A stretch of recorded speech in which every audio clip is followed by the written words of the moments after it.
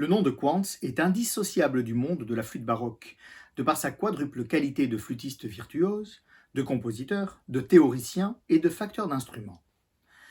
Après avoir été second flûtiste du prestigieux orchestre de Dresde auprès de son maître buffardin, Johann Joachim Quantz eut le privilège d'être le professeur de flûte du roi de Prusse, Frédéric le Grand, et c'est pour lui qu'il écrivit la plupart de ses 300 concertos et 200 sonates pour flûte. Son traité, qui va bien au-delà de l'enseignement de la flûte et nous donne d'inestimables conseils sur la musique de son époque, est l'un des ouvrages fondamentaux du XVIIIe siècle musical. Pour ces raisons, les instruments signés de son nom présentent un intérêt tout particulier. La flûte de Quantz est pourtant très atypique, à plusieurs points de vue. Son diapason considérablement bas reflète une survivance du Tiefkammerton à Berlin jusqu'à une époque avancée, alors qu'il s'était élevé d'un demi-ton ou davantage partout ailleurs en Allemagne.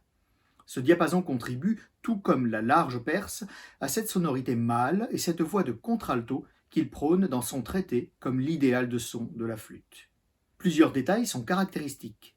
La coulisse d'accord, le bouchon à vis, que Quantz conseille de repositionner selon que l'on joue un adagio doux et langoureux ou un allegro plein de feu. Et plus encore, ce sont les deux clés qui sont en quelque sorte la signature de la flûte Quantz. L'une donne le ré dièse et l'autre, un comma plus haut, le mi bémol.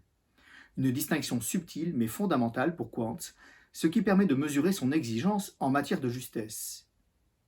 Cet instrument vigoureux et sonore, reconstruit par Pierre Etchegoyen, se prête particulièrement à l'exécution de concertos et notamment aux œuvres pleines de fougue et de passion de l'école berlinoise, comme celle de Quantz, Benda, Graun et bien sûr Carl Philipp Emanuel Bach.